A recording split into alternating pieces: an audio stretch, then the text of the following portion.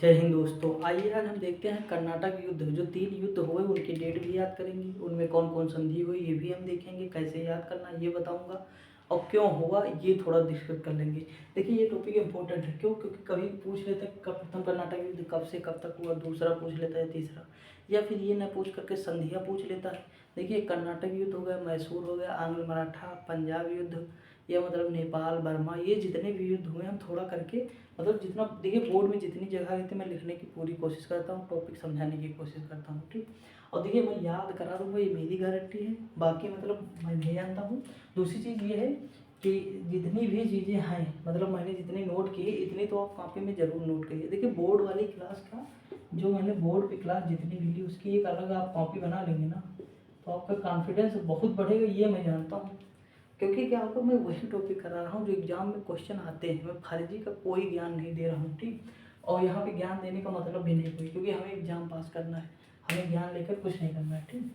ये चीज़। और देखिए दूसरी चीज़ है कि मतलब जो टॉपिक करा रहा हूँ ये पीसीएस से लेकर जितने भी नीचे के एग्जाम है सारे में काम है, यानी पीसीएस में भी आएगा और जितने भी नीचे एग्जाम है सारे, वनडे में भी सारे काम आएंगे।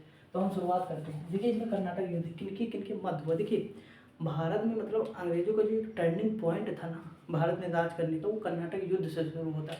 हम पहले कर्नाटक युद्ध पढ़ेंगे तब हमारे समझ में आता कि प्लासी का युद्ध क्यों हुआ, फिर मतलब हम पढ़ेंगे कि बक्सर का युद्ध क्यों हुआ। तो ये सारी चीज़ें मतलब एक क्रम है। तो देखिए हम कर्नाटक युद्ध देखिए खुद सोचिए, प्लासी का 1757 में हुआ, लेकिन उससे पहले कर्नाटक का युद्ध हुआ है 1746 से 48 के मध्य कर्नाटक का युद्ध हुआ।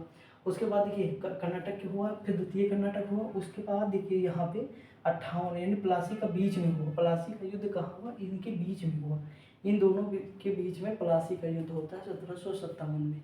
तो हमें देखना होगा कि कर्नाटक युद्ध में क्या क्या हुआ, ठीक है। हम शुरुआत करते हैं। देखिए कर्नाटक युद्ध है, दो शक्तियाँ थी, देखिए भारत में लड़ रही हैं, विदेशी शक्तियाँ भारत में लड़ रही हैं, ठीक। कौन कौन सी थी, अंग्रेज और फ्रांसीसी थे।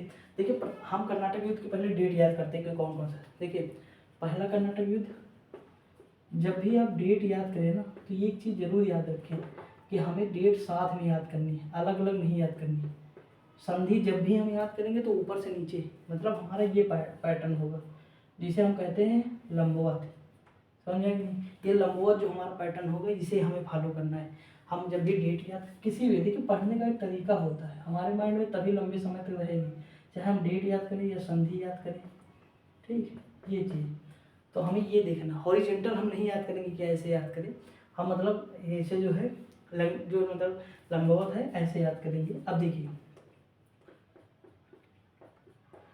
देखिए अब हमें जैसे संधि मतलब हमें डेट याद करनी है, तो देखिए पहली कब होती है, 1700 क्या लिखा है 1746 से 48, पहले 1746 से 48, फिर 49 से 54 55, फिर 58। देखिए पहले 2 साल, पहले 2 साल का गए थे। फिर तीसरे में देखिए हम 54 लेकर चलते हैं, ठीक, 55 मान लीजिए लेकिन 54 55 होता है। तो दूसरे में 5 साल का गया, तीसरे में कितना गया था तो 5 साल। देखिए याद करने का तरीका बता रहा हूँ कि हमें कैसे याद करना है। तो देखिए पहले में 3 साल का, 2 साल का गया, फिर 3 5 फिर 5 यानी 2 5 5, ठीक।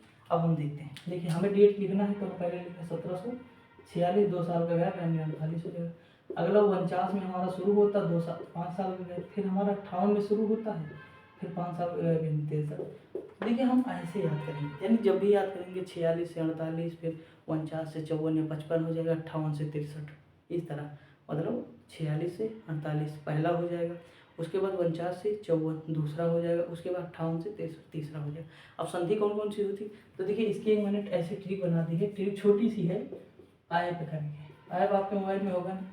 देखिए मानता हूँ कि एक्सला सापेल एक्स से लिखते हैं, लेकिन हम यहाँ इसे ए से लिखेंगे, ठीक। आय आपके मोबाइल में है ना। तो देखिए पहले क्या हो जाएगा एक्सला सापेल, उसके बाद पेरिस की संधि, पौंडीचेरी की संधि, उसके बाद पेरिस, यानी एक्सला सापेल पौंडीचेरी फिर पेरिस, यानी पेरिस की संधि सबसे लास्ट में आएगी, याद रखिएगा, ठीक। अब देखिए संधि तो हम ऊपर से नीचे ऐसे लिख लेंगे आयत करके,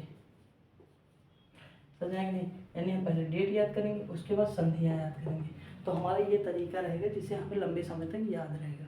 अब हम स्टार्ट करते हैं। देखिए इतना तो हम बता ही दिया आपको कि कैसे हमारा तरीका होगा, क्या होगा, इरेज नहीं करते। देखो पहले में होता है अनिर्णायक युद्ध होता है, दोनों के मध्य होता है देखिए एक पॉइंट सब में कॉमन है कि इन दोनों शक्तियों की महत्वाकांक्षा थी। देखिए अंग्रेज चाहते थे कि अगर फ्रांसीसी चले जाएंगे तो सबसे ज़्यादा व्यापार हम करेंगे और हमें सबसे ज़्यादा मुनाफा होगा। जब भाई जैसे कोई कंपनी है, एक लोग अगर मालिक हैं तो ज़्यादा मुनाफा होगा उनका, लेकिन 2 लोग हो जाएंगे तो थोड़ा कम हो जाएगा। तो वही चीज़ यानी जितने भी मतलब विदेशी कंपनियाँ आई जैसे पुर्तगाली, डच, ब्रिटिश, डेनमार्क, फ्रांसीसी 5 आई, तो पाँचों में सरकारी कंपनी कौन थी? फ्रांसीसी थी। बाकी सारी कौन सी? प्राइवेट थी। लेकिन ये क्या थी लास्ट वाली? ये सरकारी कंपनी थी। तो दोनों के मतलब ये महत्वाकांक्षा थी दोनों की। मतलब ये चाहते थे कि इनको हटा दें तो पूरा लाभ हम ले लें व्यापार का, ये चाहते थे इनको हटा दें तो पूरा लाभ हम ले लें। इसके लिए युद्ध लगातार होते रहते हैं और लास्ट में विजयी कौन होता? तो अंग्रेज, और पूरे भारत पे राज करते खूब लूटते हैं। तो ये चीज़ है, समझ में? नहीं तो एक पॉइंट याद रखिए कि महत्वाकांक्षा दोनों की क्या थी? महत्वाकांक्षा थी। ये सब में कॉमन है, बाकी हम आगे बता देंगे। तो ये अनिर्णायक रहता है। इन्हीं में क्या होता है, देखिए जो लास्ट वाला डिजिट होता है ना, हमेशा संधि लास्ट वाली डिजिट पे होती है। मतलब जब युद्ध समाप्त होता है तभी तो संधि होगी, संधि के द्वारा ही तो युद्ध समाप्त होता है। तो लास्ट वाली जैसे 63 है, तो देखिए हमें याद नहीं करनी है, हमें अगर डेट पता है ना तो संधि हम अपने आप याद कर लेंगे कि कब हुई कब नहीं। देखिए 48 है, लास्ट में क्या है? 48, तो संधि कब होगी? 48 में। उसके बाद देखिए यहाँ 54 55 है तो संधि कब होती है? 55 में। उसके बाद यहाँ 63 है तो संधि कब होती है? 1763 में। समझ में आया कि नहीं? ये चीज़ होता है। अब देखिए यहाँ निर्णायक है एक्सलासापेन की संधि होती है कब? 1748 में, क्योंकि लास्ट के डिजिट में होती है। हमें पहले युद्ध पता चल गया कर्नाटक, मतलब तीनों कर्नाटक युद्ध इनके मध्य हुआ। द्वितीय कर्नाटक युद्ध जो होता है वो 49 से 54-55 के मध्य होता है। क्यों होता है? क्योंकि हैदराबाद कर्नाटक में उत्तराधिकार के लिए युद्ध चल रहा था और कर्नाटक की राजधानी थी अर्काट। क्या थी? अर्काट। अब देखिए हम इसे इरेज कर रहे हैं, ठीक दोस्तों, इसे हम इरेज कर दे रहे हैं। देखिए कर्नाटक की राजधानी जैसे मान लीजिए हमारा दक्षिण भारत, तो कर्नाटक यहाँ पे था, ठीक। यहाँ क्या था? कर्नाटक। जो आज का हमारा कर्नाटक है वो कर्नाटक नहीं था, ये दूसरा कर्नाटक था। और यही इसी के ऊपर क्या था? हैदराबाद था, ठीक। क्या था? हैदराबाद। हैदराबाद की मतलब हैदराबाद का जो स्थापना की 1724 में वो चिनकिलिश खां किए थे, जिसे निजाम उल मुल्क कहते हैं, उन्होंने ही हैदराबाद में स्थापना की थी। अब देखिए एक कॉन्सेप्ट हम यहाँ पे और देकर एक चीज आते हैं। देखिए राजतंत्र में और लोकतंत्र में, देखिए लोकतंत्र में हमेशा जो है जनता मजबूत होनी चाहिए। यानी लोकतंत्र में जनता जितनी ज़्यादा मजबूत होगी देश उतनी ज़्यादा मतलब शक्तिशाली होगा, उतना ज़्यादा तरक्की करेगा।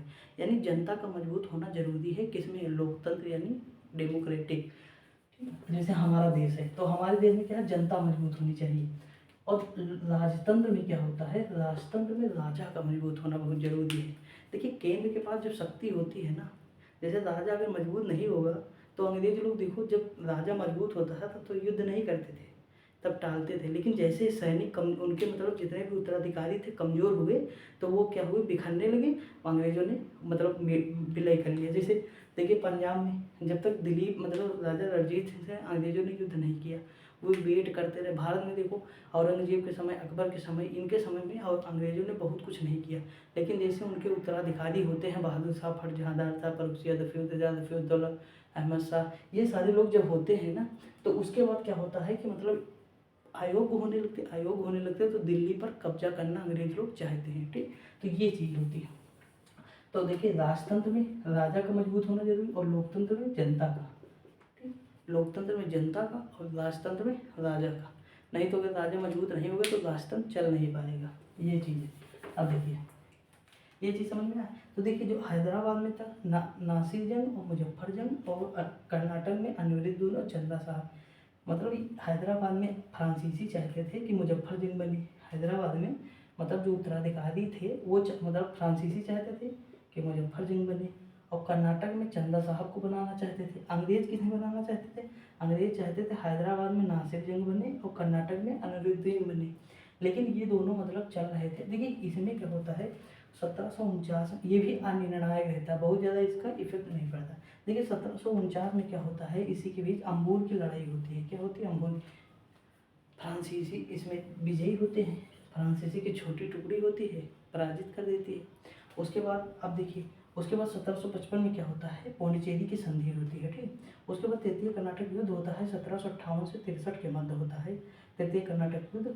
और ये जो है पेरिस संधि जो करते हैं, पेरिस संधि करते हैं, उसके बाद ये युद्ध जो है समाप्त होता है 1773 में। इसी के बीच में 1760 में क्या होता है, वांडीवास का युद्ध होता है। ये क्वेश्चन एग्जाम में कई, देखिए क्वेश्चन सादे पूछे हैं, कोई ऐसा कह नहीं सकते हो कि क्वेश्चन नहीं पूछा। घटना चक्र के क्वेश्चन लगाइए, देखिए प्रीवियस सादे पूछे हुए हैं। देखिए यहाँ आयरकूट है और यहाँ काउंटी लाली थे। आयरकूट मतलब अंग्रेज की तरफ से थे और ये काउंटी लाली फ्रांसीसी की तरफ। यहाँ जो है फ्रांसीसी पराजित होती है, यहाँ फ्रांसीसी पराजित होती है, अंग्रेज विजयी होते हैं। और देखिए एक बात पूछा कि वांडीवास के युद्ध समय में अंग्रेजी सेनापति कौन था, आयरकूट था, फ्रांसीसी काउंटी लाली। इसका टाइम पूछ लेता है। अम्बूर की लड़ाई भी पूछा है 1749 में। देखिए क्वेश्चन सारे पूछे।